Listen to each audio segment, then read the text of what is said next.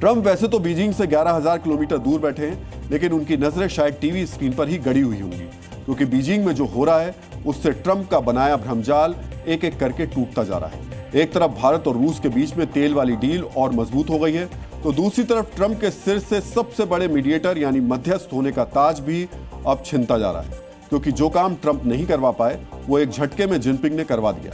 North Korea और south Korea को एक मंच पर सिर्फ खड़ा ही नहीं किया, बल्कि दोनों देशों के बीच में हैंडशेक भी करवाया।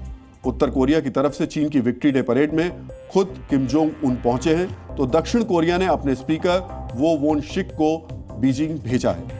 दक्षिण कोरिया के स्पीकर ऑफिस ने बताया कि दोनों नेताओं के बीच बीजिंग में बातचीत हुई, दोनों नेताओं ने हाथ भी मिलाया। दोनों नेताओं के बीच हैंडशेक की तस्वीरें तो नहीं आई हैं, लेकिन उत्तर और दक्षिण कोरिया के नेताओं के बीच हैंडशेक पूरी दुनिया के लिए किसी सरप्राइज से कम नहीं है। यही वजह है कि ट्रंप के बजाय अब जिनपिंग को सबसे बड़ा मीडिएटर कहा जा रहा है। इसे आप ऐसे भी समझ सकते हैं कि अब नोबेल के लिए ट्रंप को जिनपिंग से टक्कर मिल रही है। उत्तर कोरिया और दक्षिण कोरिया के बीच दुश्मनी 7 दशक पुरानी है। दोनों देशों के नेता पिछली बार 7 साल पहले 2018 में मिले थे। इसके बाद दोनों देशों के बीच वार्ता करवाने की कई कोशिशें कई बार की गई, लेकिन हर बार कोशिश असफल रही। अब विक्ट्री डे परेड में न सिर्फ दोनों देशों के नेताओं को एक मंच पर बैठाया गया, बल्कि दोनों की बातचीत भी हुई, और यही जिनपिंग ने ट्रंप के आगे बाजी यहां पर मार ली, क्योंकि नोबेल का सपना संजोए ट्रंप भी लंबे वक्त से इसी कोशिश में लगे हुए थे। आज से ठीक 9 दिन पहले यानी 25 अगस्त को दक्षिण कोरिया के राष्ट्रपति अमेरिका गए थे। यहां ट्रंप से मुलाकात के दौरान उन्होंने बातों बातों में किम जोंग का जिक्र किया। ट्रंप ने यहां दोनों कोरियाई नेताओं के बीच में मध्यस्थता की कोशिशों को लेकर क्या कहा था, वो आपको गौर से देखना और समझना चाहिए। We'll arrange a meeting between you and Kim Jong-un. Would you like that? Well, look, I get along great with Kim Jong-un, and if whatever I can do having to do with South Korea and getting people together, you should get together. तो इधर Trump बातें ही करते रह गए और उधर Jinping ने Kim Jong और दक्षिण कोरिया के स्पीकर का हाथ मिलवा दिया और बन गए ट्रंप से बड़े मीडिएटर।